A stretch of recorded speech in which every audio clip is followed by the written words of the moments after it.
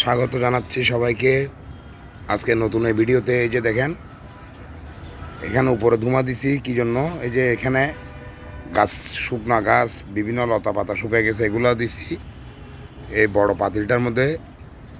ঘরেও মশার উপদ্রব বেড়ে গেছে, এখানে ময়লা আবর্জনাও জমে গেছে বেশি, এবং আমার দেশি মুরগির মশার উপদ্রব থেকে রক্ষা করার জন্য, মশার কামড় থেকে রক্ষা করার জন্য এই যে দেখেন আমার দেশি মুরগির, এই দেখেন মুরগিগুলা, এগুলোকে মশার আক্রমণ থেকে রক্ষা করার জন্য ওই যে দেখেন ওই যে ধোঁয়াগুলো দিছি, এগুলো পুরা ছাদের মধ্যে একদম, একবার বাতাসে এদিকে নিচ্ছে, একবার বাতাসে ওইদিকে নিচ্ছে, একদম পুরা ছাদের মধ্যে মশার উপদ্রব থেকে রক্ষা করার জন্য একদম ভালো ধোঁয়া দিয়েছি। এই যে দেখেন সবগুলো মুরগি কী অবস্থা আমার, ওদেরকে যাতে মশা আক্রমণ না করে সেই জন্য ওই ব্যবস্থা নিছি। ওই যে দেখেন ধোঁয়া আসতেছে, আর এদিকে ঘরের অবস্থা দেখেন।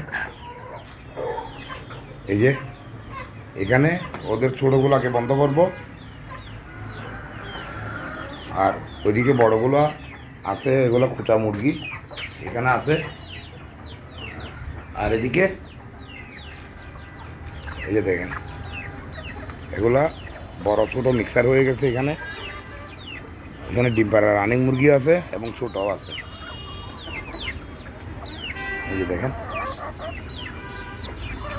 এই যে ধোঁয়াগুলো দিছি, মশা আক্রমণ করলে কিন্তু মুরগিতে রোগ এসে যায়, যেমন ফাউল ফক্স রোগ এসে যায়। ওই যে দেখেন ধোঁয়া কীভাবে আসতেছে, এদিকে ধোঁয়া চতুর্দিকে মারতেছে, মশা মোটামুটি পালাবে ছাদ থেকে। এই ফাউল ফক্স রোগের জন্য মুরগির কিন্তু মৃত্যু পর্যন্ত করতে পারে। ফাউল ফক্স এগুলোর রোগ, এটা হচ্ছে মুখের মধ্যে গুটি বসন্তের মতো উঠবে, দেখবেন মশা যেখানে যেখানে কামড় দিবে ওখানে ওখানে ফুলে বসন্তের মতো হয়ে যাবে। তো ঠিক আছে, সবাই ভালো থাকবেন, সুস্থ সুন্দর থাকবেন। আমার ইউটিউব চ্যানেলকে সাবস্ক্রাইব করবেন, ফেসবুকে ফলো দিবেন, ভালো ভালো লাইক কমেন্ট করবেন, লাইক করে দিয়ে আমাকে উপকৃত করবেন, শেয়ার করে দিয়ে সবাইকে দেখার সুযোগ করে দিবেন। খোদা হাফেজ, ভালো থাকবেন সবাই, আসসালামু আলাইকুম।